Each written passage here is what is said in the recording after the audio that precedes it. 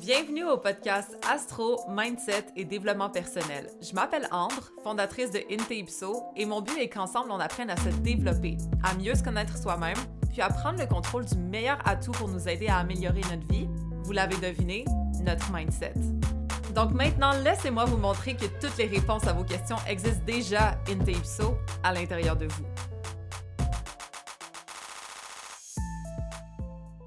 Hello guys, what's up? Cette semaine, j'ai un épisode important à vous partager. Honnêtement, ça fait un petit temps que ça marine, que ça mijote, mais j'ai eu une rencontre récemment avec une de mes clientes, puis ça a vraiment résonné avec moi. Je lui ai en fait communiqué la chose d'une façon plus claire, puis vu que c'est quelqu'un d'organisé, elle prenait des notes, fait que j'en ai profité pour en prendre aussi, pour m'en rappeler, pour vous le dire, ok? Parce qu'en passant, souvent, à travers les rencontres de 1 heure, c'est pas juste comme du partage académique de votre thème astral, là, ok? Je fais pas juste vous décrire comme ça.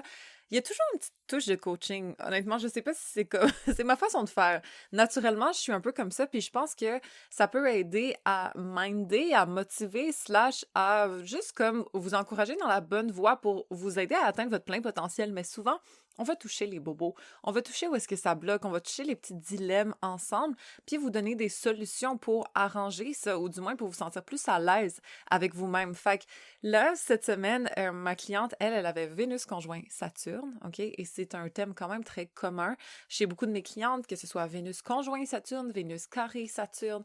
C'est aussi quelqu'un qui avait Vénus carré Neptune, OK? Donc, reste que peu importe c'est quoi, là, Vénus conjoint, Chiron, carré Neptune, opposé Saturne, tout ce que... whatever it is.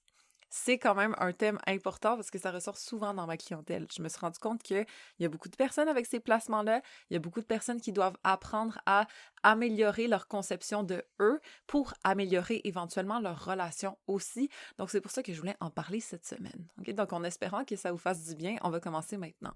On n'est pas obligé d'avoir certains placements pour vivre ça absolument en passant, OK? Mais certains placements sont quand même plus propices à la dévotion, au sacrifice, à la négligence de soi, à trop mettre d'obligations sur nous pour répondre aux attentes et penser qu'on est illégitime à mériter de l'amour gratuitement, donc on doit produire, travailler pour se faire aimer, etc., OK? Je vais vous expliquer un peu les thèmes de chacune des planètes, voir les liens à Vénus, qu'est-ce que ça peut faire ressortir. Pas chacune des planètes, mais comme les planètes les plus importantes dans ce concept-là, mais reste que vous n'êtes pas obligé d'avoir ces placements-là pour vous sentir de cette façon, ok? Donc, ça peut être utile à n'importe qui, en fait, l'épisode de cette semaine, mais reste que je vais vous donner un petit peu plus de détails sur certains placements, peut-être un peu plus propices à se sentir ainsi. Donc, on va commencer par mon favori, lorsque Vénus et Saturne font des aspects dans le thème. Okay? Ça peut aussi être applicable à Vénus en Capricorne, je vous dirais, mais reste que Saturne, c'est quoi? C'est la prise de responsabilité, entre autres la maturité, les obligations qu'on remplit en tant que personne, ainsi que, je vous dirais, la retenue et la restriction qu'on s'impose.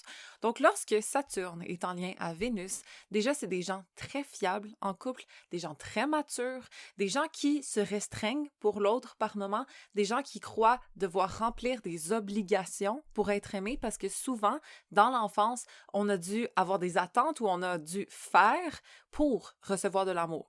Il n'y avait pas nécessairement de l'amour inconditionnel. Ça ne veut pas dire que nos parents ne nous ont pas aimés, mais ça veut dire parfois qu'il y avait un certain standard. Si tu fais ça, je t'aime. Si tu es gentil, je t'aime. Si tu es responsable puis tu t'occupes de tes frères et sœurs, je t'aime. C'est comme, il y avait une petite condition ici à l'amour. Encore une fois, ça ne veut pas dire que l'amour n'était pas là, mais ça veut juste dire qu'il était là peut-être d'une façon un peu avec des obligations, si je peux dire.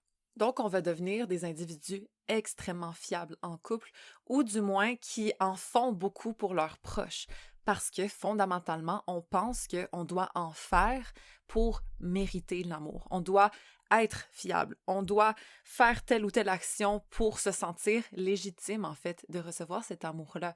Parce que si on est juste nous-mêmes, on sent qu'on n'en fait pas assez. On sent qu'on ne sera pas nécessairement aimé. Donc, lorsqu'on a un aspect de Vénus et de Saturne dans le thème, encore une fois, il faut s'assurer de travailler à s'aimer au lieu de travailler pour être aimé. Donc, juste de prendre le moment de réfléchir à cette phrase-là, en fait, parce que Saturne, c'est quoi? C'est la maîtrise aussi. Et lorsque la maîtrise, la planète de la maîtrise est en conjonction à Vénus, la planète de l'amour indirectement, de la valeur personnelle aussi, bien, on doit maîtriser notre valeur personnelle, maîtriser l'amour qu'on s'accorde, ainsi que, bon, l'amour entre les autres, OK, entre les personnes. Mais reste que il faut qu'on travaille sur soi. Il faut qu'on travaille à s'aimer soi et non travailler pour être aimé. Parce que c'est des gens qui naturellement vont en faire beaucoup pour leurs proches. Ils vont se mettre beaucoup de pression pour être fiables, pour faire ce qu'ils doivent faire pour recevoir cet amour-là. Et souvent, ça va être fait d'une façon subconsciente. OK? Souvent, ce n'est pas juste « Ah oui, il faut que je fasse ça pour qu'on m'aime », comme c'est pas ça qu'on se dit dans la tête. On va plutôt dire « Ah, wow, il a fait ça pour moi, mais là, je me sens redevable. Là, il faut que je fasse quelque chose, moi aussi, parce que sinon, c'est plus fair. Ah, sinon, je ne le mérite pas. Ah, sinon, peut-être que, tu sais, il va pas m'aimer pour qui je suis. En fait, il va m'aimer pour ce que je fais. Et ça, c'est clé chez Vénus-Saturne. Il faut apprendre à changer notre perspective et trouver quelqu'un qui nous aime pour qui on est et pas qui nous aime pour qu'est-ce qu'on fait. OK, c'est super important parce que c'est des gens qui vont être tournés plus vers des acts of service. Puis ça, je vous le répète, ça s'applique à n'importe qui, OK? Pas juste les gens qui ont Vénus et Saturne aspectés dans leur thème astral. Mais de trouver un partenaire qui va nous aimer pour qui on est, pas ce qu'on fait. C'est très important. Parce que indirectement, oui, ce qu'on fait définit un peu qui on est. Mais reste que lorsqu'on est en mode faire, on est en mode production, on est en mode effort. Puis c'est là que ça met un certain standard qui n'est pas toujours viable à long terme. Parce qu'on pense qu'on doit faire pour se prouver à notre partenaire, pour mériter l'amour de notre partenaire. Mais au final, un vrai amour sain, et entre deux personnes qui s'aiment comme elles sont, qui aiment le cœur de l'autre, qui aiment l'essence de l'autre personne et non nécessairement ce qu'elles font pour eux. Vous comprenez? Donc, c'est super important de s'en rappeler. Moi, je trouve que c'est la façon la plus claire de savoir si un couple va durer à long terme. C'est est-ce qu'on aime notre essence ou est-ce qu'on aime qu'est-ce que l'autre fait pour nous? Mais c'est sûr que ce que l'autre fait pour nous, c'est agréable, ça nous fait du bien. D'ailleurs, ça nous renforce dans notre union. Mais ce n'est pas la base, ou du moins, selon moi, ça ne doit pas être la base d'un couple, ce que l'autre fait pour nous, mais bien ce que l'autre est. OK? Donc, si on aime l'essence de l'autre, ça peut durer beaucoup plus à long terme, selon moi, que si on aime les actions que l'autre fait. Après, ça n'empêche pas que il faut quand même qu'il y ait des actions, n'est-ce pas? Il faut qu'il y ait des démonstrations, il faut qu'il y ait de la preuve de loyauté, des actes attentionnés, etc. Nécessairement, ça renforce notre sentiment d'amour envers l'autre. Mais ce n'est pas ce qui définit, en fait, notre lien, selon moi. Parce qu'au final, sinon, c'est toujours en train de devoir se prouver, en train de devoir faire, en train de mettre certains standards, attentes sur la relation, de faire. Donc, tant mieux si on fait. OK? Ça ajoute de la valeur au couple, mais ça ne définit pas le couple selon moi. Puis je vous parle en tant que personne qui a fait énormément et qui pensait sincèrement que sa valeur dépendait de ce qu'elle faisait. Mais je me rends compte avec les années, avec la chance de partager une union si saine avec mon partenaire, c'est que j'aime le cœur de mon chum, j'aime la personne qu'il est, j'aime ses valeurs, j'aime l'individu qu'il est. Puis tout ce qu'il fait pour moi, ça vient s'ajouter à la donne, OK? Ça vient renforcer mon sentiment, mais ça ne vient pas le définir. Évidemment, s'il ferait rien du tout, jamais, puis il était juste assis sur le sofa, OK, ce serait différent, mais reste que sa personne m'impressionne, j'admire l'homme qu'il est. Et donc, tout ce qu'il fait est nécessairement en concordance avec son cœur, nécessairement en concordance avec l'homme qu'il est naturellement. Donc, ça vient avec. Mais de faire et de toujours être en mode « je produis », je suis toujours en train de faire des actions, de faire, ça démontre ici une espèce de sentiment de « on doit se prouver ». OK? Et pourtant, ça peut venir du cœur et peut-être qu'à chaque jour, il va faire quelque chose de cute. Mon chum, à chaque jour, je me sens aimée par lui. À chaque jour, il renforce mon sentiment d'amour. À chaque jour, à travers ses actions, à travers ses mots, à travers ses attentions, à travers son énergie, etc. Mais reste que sa personne, je l'aime comme il est. Puis même s'il ne s'améliore pas du tout de toute sa vie, j'aime quand même cet homme-là. Vous voyez? Puis je sais que c'est la même chose envers moi. Donc, tout ça pour dire que aimer, selon moi, c'est aimer qui l'autre est, puis pas nécessairement ce qu'il fait. Donc, si on reflète ça à soi, quelqu'un de sain qui nous aime pour vrai va aimer notre personne. OK? Et tant mieux s'il apprécie les choses qu'on fait pour lui ou elle. Mais au final, ce n'est pas ça qui définit, parce que sinon, c'est quoi? C'est juste comme quelqu'un qui fait des choses pour moi. C'est pas nécessairement la personne auquel je suis amoureuse de. c'est juste comme quelqu'un d'utile dans ma vie, exemple, ou c'est juste quelqu'un de pratique, ou quelqu'un qui me valorise, ou quelqu'un qui, whatever. Mais lorsque tu aimes l'essence de la personne, d'ailleurs, mais tu vas beaucoup plus la respecter. Tu vas beaucoup plus la valoriser puis la renforcer dans sa personne et non dans son rôle qu'elle joue envers toi. C'est pour ça que des fois, on est frustré parce que on est en fait enfermé dans un rôle de femme, un rôle de épouse, un rôle de mère. Mais au final, notre individualité n'est pas ressortie à travers la relation parce que la personne aime qu'est-ce qu'on fait pour elle au lieu de nous aimer pour qui on est. Donc, c'est quelque chose à réfléchir, OK? Pour moi, c'est super important de vous faire comprendre ça en espérant que ça allume quelque chose en vous parce que personnellement, quand j'ai compris ça, ça a comme changé un peu ma perspective puis aussi la façon dont j'ai choisi mon partenaire. Je me suis jamais sentie autant moi-même qu'avec mon chum en ce moment. Je me suis jamais sentie autant valorisée dans la personne que j'étais qu'avec lui. Donc, je trouve ça le fun parce que j'ai pas mis les attentes en mode « Wow, je fais tout ça tout le temps! » OK? Parce que j'ai toujours été une fille comme ça. Quand j'aimais quelqu'un, j'en faisais énormément. Je me prouvais beaucoup. J'essayais toujours d'en faire plus. Mais ça met un certain standard qui est très dur à perpétuer avec le temps. Puis après, on se rend compte que, wow, OK, j'en ai peut-être fait un peu trop, puis là, j'ai mis le standard beaucoup trop haut, puis là, je suis comme épuisée dans cette relation-là, exemple. Donc, pour toutes celles qui en font beaucoup, OK, toutes celles qui ont Vénus carré Jupiter, exemple, ou Vénus conjoint Jupiter, c'est pas toujours exactement de la même façon, je trouve, Vénus conjoint, mais reste que bon. Tout ça pour dire que celles qui aiment fort, celles qui en font beaucoup, celles qui ont envie d'être là pour leur partenaire à fond, c'est bien, OK? Mais de garder, surtout dans le début d'une relation, je trouve, un espèce comment je peux dire? Pas une restraint, mais comme une petite retenue, genre, I don't know, OK? Mais un peu de retenue sur ça, ça peut aider au début parce que sinon, on met la barre trop haute pour nous-mêmes, puis c'est pas viable. Puis au final, on veut pas justement que cette personne-là nous aime pour toutes les choses qu'on fait pour elle ou lui, mais plutôt qu'elle nous aime pour qui on est. Je le répète, mais c'est important. Donc, ce conseil-là, sincèrement, je pense qu'il s'applique à n'importe qui. Je pense pas qu'il y a nécessairement un placement astrologique qui va définir clairement. C'est sûr qu'il y en a plein là, qui me pointent du doigt, en fait, ce comportement-là, mais il y a d'autres placements qui peuvent montrer ça aussi. Puis, sincèrement, je pense en tant que personne qui aime fort, on a tendance à faire ça naturellement, peu importe nos placements. OK? Donc, même si vous n'avez pas Vénus conjoint Saturne, whatever, ça se peut très bien que vous soyez comme ça naturellement aussi, étant quelqu'un qui aime fort, peu importe votre signe.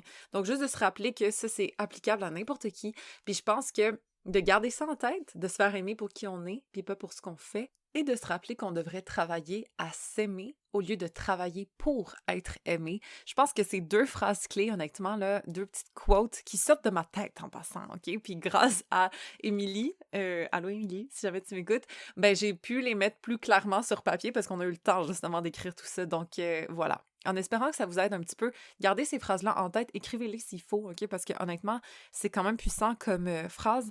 Donc, dans votre prochaine relation ou dans votre approche du dating ou même dans votre couple actuel, je pense de se rappeler de ça, ça peut nécessairement aider à améliorer la relation en tant que telle.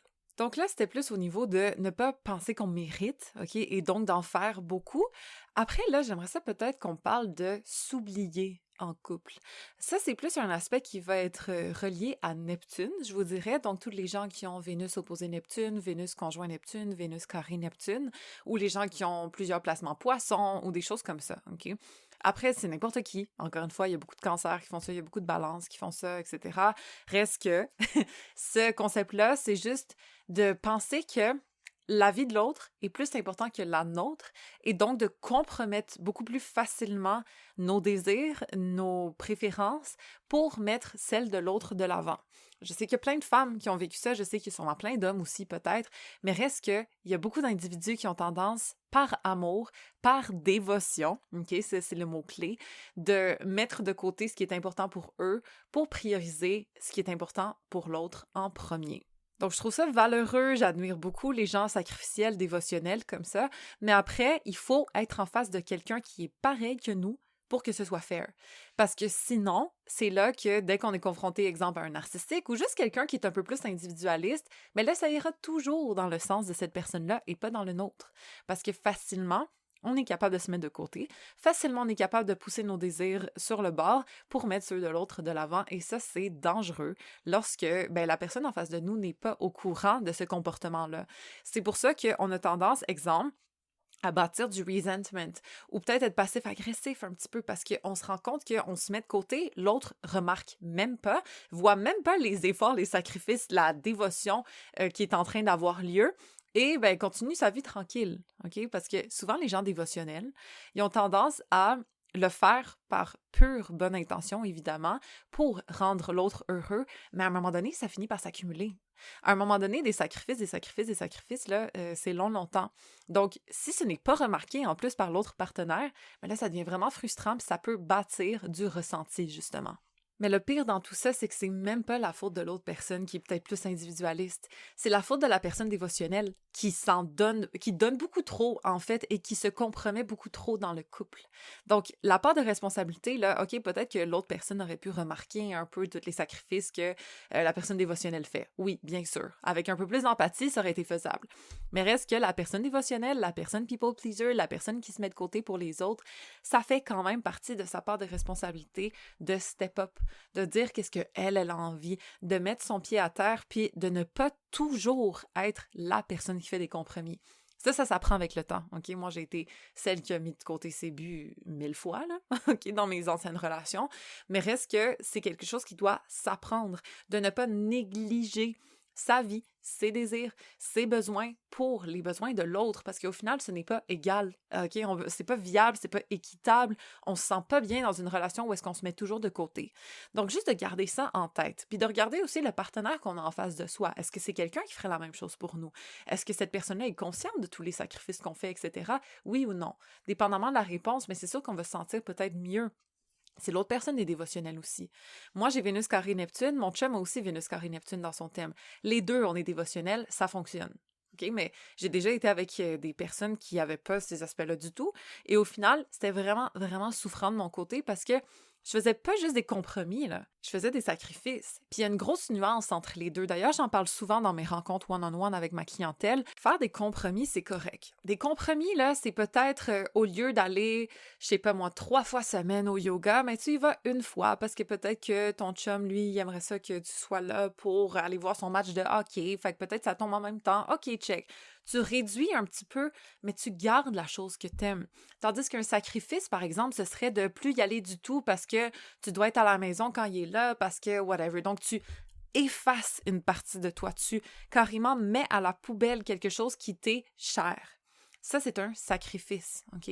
Peut-être que tu détestes la neige, puis là, tu dois déménager en Alaska, là, tu sais, OK, avec ton chum. Oh, c'est un sacrifice! Mais si là, peut-être il te dit, check, pendant 3 mois, on va aller vivre en Floride au soleil, puis toi, c'est vraiment ça qui te fait du bien, ben là, c'est un compromis. C'est juste de voir, est-ce que tu mets tout à terre pour l'autre ou est-ce que tu es quand même capable de garder, de conserver la chose que tu aimes en couple quand même. Parce que de mettre tout de côté, d'éliminer ta carrière pour ton conjoint, peut-être de mettre de côté tes aspirations, de mettre de côté ta liberté en entier, de mettre de côté tes hobbies, pour la personne, mais ça devient longtemps. Puis ça build, encore une fois, ça construit du ressenti envers l'autre. Puis des fois, l'autre en est même pas conscient, le sacrifice qui se passe à l'intérieur de nous, si on le partage pas, si on le communique pas. Et souvent, les people pleasers ou les gens qui sont dévotionnels ont tendance à garder ça pour eux, à prendre sur eux, puis à continuer la route, mais au final, tout ça, ça s'accumule à l'intérieur. Donc, si possible, d'évaluer si votre vie en ce moment ou les choses que vous faites en ce moment, c'est des compromis ou c'est des sacrifices. Est-ce qu'il y a une partie de vous que vous mettez de côté pour votre partenaire et que ça vous blesse, en fait? Parce qu'en fait, c'est là qu'on va voir si c'est un sacrifice ou non. Tu sais, peut-être, je sais pas, toi, t'aimais vraiment boire, mais au final, ton chum, lui, il boit pas, puis tu bois pas non plus parce que peut-être maintenant, t'es rendu un petit peu plus santé, puis tu te sens mieux comme ça, c'est plus vraiment un sacrifice parce que c'est pour ton bien, puis tu te sens bien, puis tout va bien. Mais si vraiment, là, c'est important pour toi d'aller sortir avec des amis de filles, comme, je sais pas, à chaque 2 semaines, puis d'aller prendre un verre et tout, mais ton chum t'empêche, ou peut-être qu'il te reproche, ou il te fait des petits commentaires à chaque fois que tu y vas, mais pour toi, c'est important parce que tu catch up, parce que c'est pas de l'alcool pour l'alcool, mais c'est plus comme l'environnement, ou comme juste le lien de proximité que tu peux créer avec ton ami. ben là, ça devient un sacrifice si jamais tu y vas plus à cause de ton job. Si ça te tente plus, ça te tente plus. Mais si ça te tente plus à cause qui te fait sentir mal pour y aller, là, c'est autre chose. OK? Donc, de se poser la question de est-ce que en ce moment, je comble chaque partie de moi? Est-ce qu'il y a quelque chose que je néglige? Est-ce qu'il y a quelque chose que je mets de côté pour mon partenaire? Puis est-ce qu'il y a moyen de peut-être ne pas mettre ça complètement à la poubelle? Parce qu'au final, rarement, volontairement, le partenaire fait en sorte qu'il t'abandonne ces affaires-là. Oui, des fois, c'est subconscient. Oui, des fois, c'est comme low-key. Puis c'est pas toujours tout le monde qui est bien intentionné. Mais c'est rare que les gens qui nous aiment veulent qu'on arrête complètement les affaires. C'est plus le genre des people pleasers à mettre ça complètement de côté si jamais ils se sentent un peu mal de le faire, mais au final, c'était peut-être pas ça le but du partenaire non plus, OK? Faut pas diaboliser non plus les gens qui sont plus individualistes ou qui sont plus capables de dire leurs désirs, parce que rarement un partenaire qui aime son autre partenaire va faire en sorte que l'autre abandonne carrément des choses qui leur font du bien. On s'entend. Donc, juste de mettre un peu plus le pied à terre, là, OK? Puis de savoir qu'est-ce qui est important pour nous, puis de garder cette chose un peu, au minimum, un peu, comme ça, c'est un compromis, mais les sacrifices, il faut vraiment faire attention en couple. Moi, c'est quelque chose que j'ai appris avec le temps. Parce que ça sert à rien de pointer du doigt l'autre qui t'empêche de faire quelque chose si toi, tu mets pas ton pied à terre pour dire que cette chose-là est importante pour toi, parce que les gens, rarement, peuvent lire dans notre esprit, OK? Donc, de plus s'affirmer, puis de plus exprimer pourquoi c'est important, au pire, d'amener des arguments logiques, rationnels de pourquoi ça te fait sentir bien, puis pourquoi c'est important de le garder dans ta vie, au pire.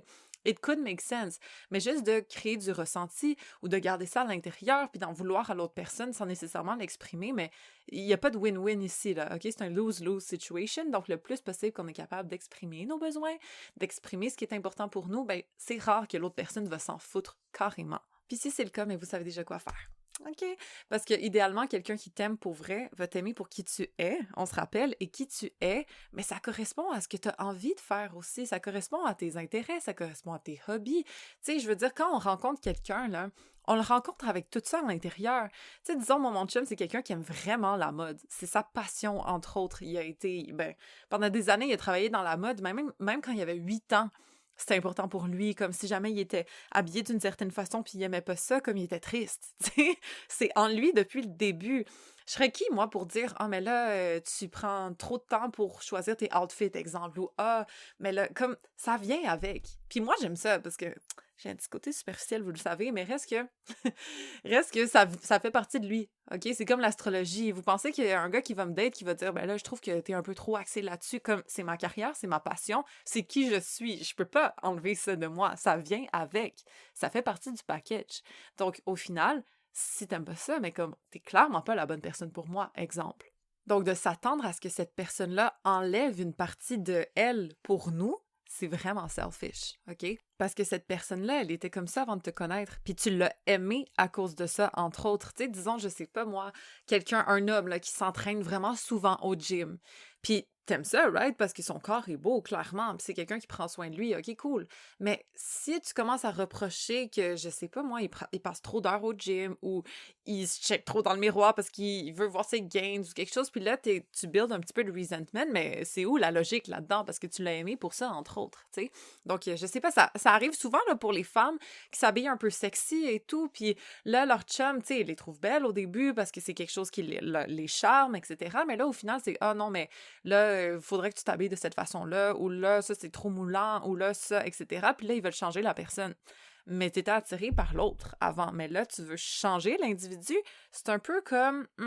questionable. Fait que ça veut pas dire qu'on peut s'améliorer, se transformer, évoluer avec le temps, bien sûr, mais il faut que ça vienne de la personne. Faut pas que l'autre empêche la personne à avoir ses hobbies, à avoir ses préférences, à avoir ses façons de faire. Ou faut pas non plus, en tant que people pleaser, de carrément enlever cette partie-là de nous, parce que croyez-moi, c'est pas viable. C'est pas viable sur le long terme. Il y a toujours une blessure ou une espèce de... C'est un ressenti qui va se construire, puis au final, on sera pas nous-mêmes. Parce que la chose qu'on aime, ou les façons de faire qu'on a, etc., mais là, ils sont réprimés. Puis quelque chose qui est réprimé dans un tiroir, là, puis qui est là longtemps, croyez-moi que quand tu finis par ouvrir ça, ça pue, OK?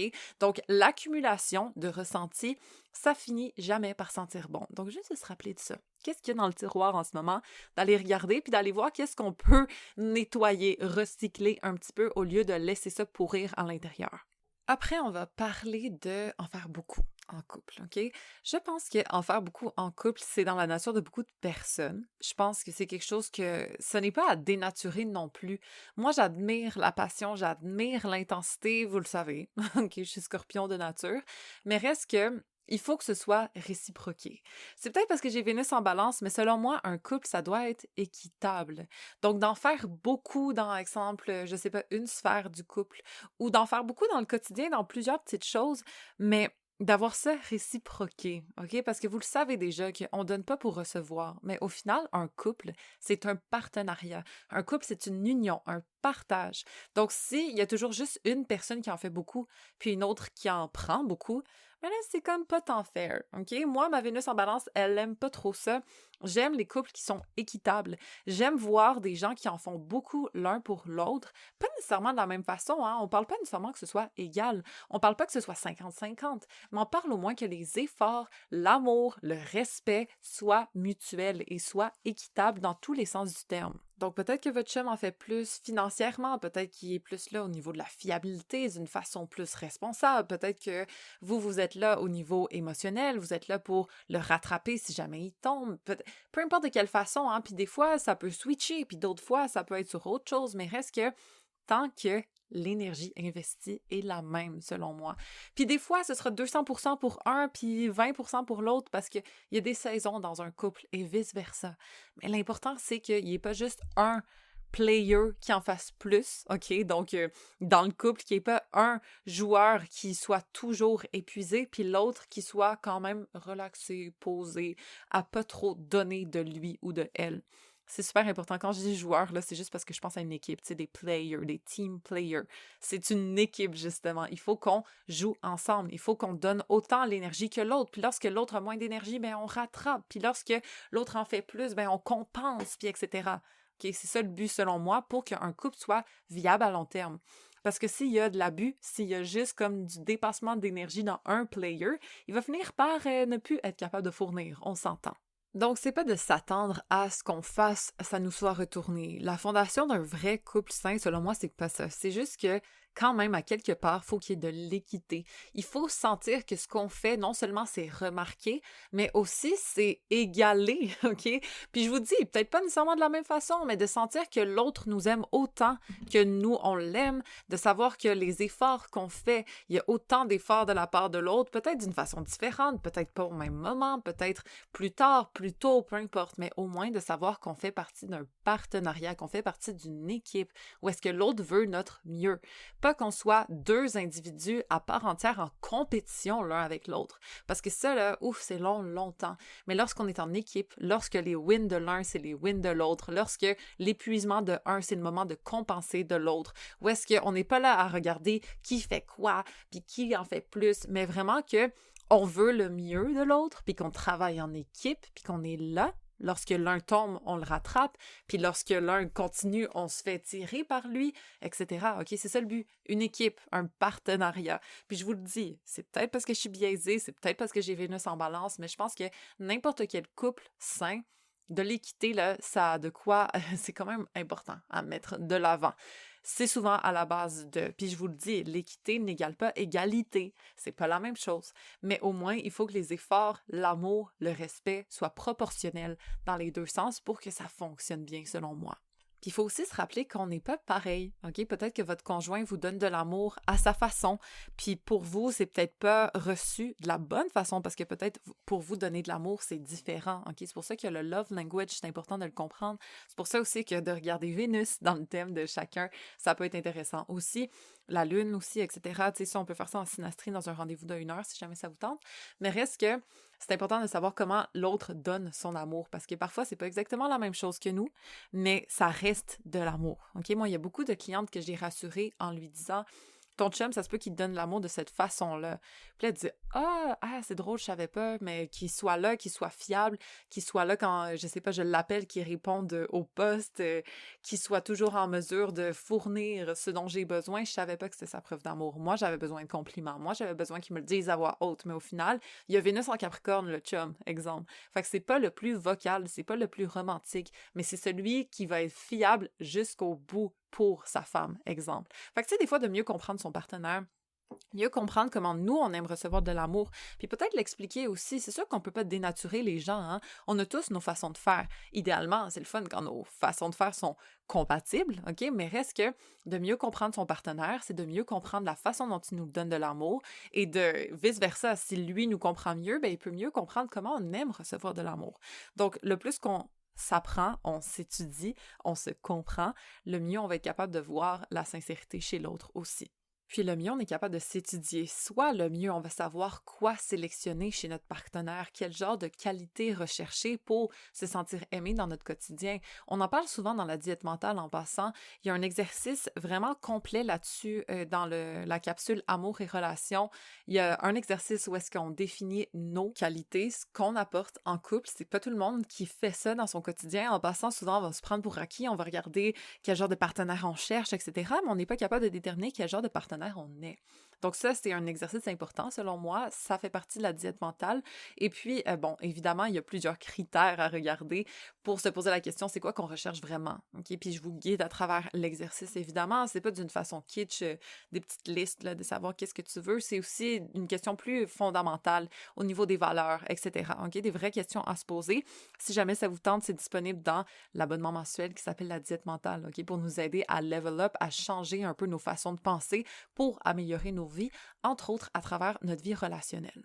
Donc, pour commencer, il faut apprendre à travailler à s'aimer. OK? On n'est pas tous nés avec un amour de soi exceptionnel, une confiance en soi exceptionnelle. C'est pour ça que la diète mentale est là aussi, hein? Pour vous aider à construire ça à travers le processus. Il y a plein d'exercices pour ça, mais reste que de travailler à s'aimer, c'est ce qui va garantir qu'on va avoir une relation de couple, selon moi, saine. Parce que si on ne s'aime pas, on ne sera jamais capable d'être nourri par l'amour de notre partenaire. Parce qu'à l'intérieur, on est vide. Okay? À l'intérieur, notre amour personnel n'est pas comblé. Et donc, on ne se laissera jamais aimer à 100% par quelqu'un d'autre parce qu'on ne sentira pas qu'on le mérite. Fait qu'on ira peut-être chercher un partenaire qui nous néglige, un partenaire qui ne voit pas notre valeur, un partenaire qui nous minimise, un partenaire qui ne correspond pas exactement à ce dont on a besoin pour se sentir bien. Parce que fondamentalement, on ne se sent pas bien avec nous-mêmes. Okay? Les gens qu'on rencontre sont souvent une projection de notre interne. C'est plate à dire, là, mais souvent, quand l'interne est brisé, les personnes en face de nous qu'on va rencontrer sont brisées aussi. Briser, c'est un mot fort, vous le savez, là, mais reste que de l'intérieur, lorsqu'on se guérit, lorsqu'on prend soin de soi, notre extérieur finit par le refléter éventuellement. Je l'ai vu dans ma vie, j'ai vu le switch comme flagrant de personnes que je rencontrais, le plus que je travaillais sur moi. Donc ça, c'est à prendre en compte.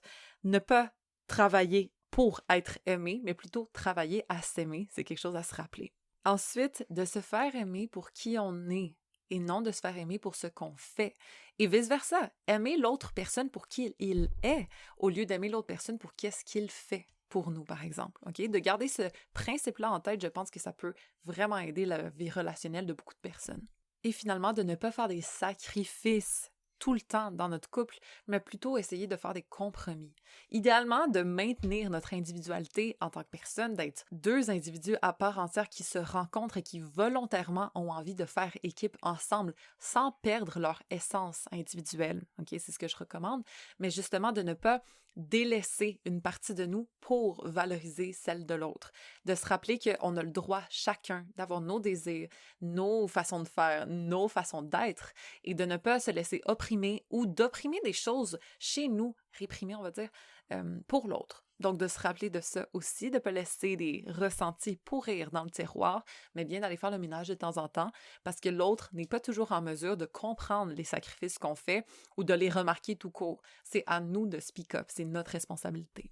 Et d'entretenir un couple équitable, d'entretenir un couple qui donne autant d'efforts, autant de respect, autant d'amour de chaque joueur. C'est une équipe, un partenariat, où est-ce que parfois l'un va être fatigué, l'autre va prendre le relais, l'autre va en faire plus, l'autre va se faire tirer par l'autre, mais l'autre va compenser à un moment donné. Une équipe, OK? Un jeu où est-ce que les deux, on est gagnants, pas où est-ce qu'on est l'un contre l'autre. Donc, en espérant que vous avez aimé cet épisode, si jamais c'est le cas, s'il vous plaît, si vous pouvez me mettre un 5 étoiles, ça me fait toujours plaisir pour rater le podcast. Sinon, il y a toujours moyen aussi d'avoir des consultations one-on-one avec moi, que ce soit en ouverture de tête, ou est-ce que oui, on va regarder votre thème astral, on peut regarder le thème astral de votre conjoint aussi, mais on touche toujours un petit peu à du coaching indirectement, OK? Si vous avez des désirs un peu plus comme fondés ou des choses plus précises sur lesquelles vous voulez qu'on aborde, vous pouvez toujours me le préciser dans la prise de rendez-vous.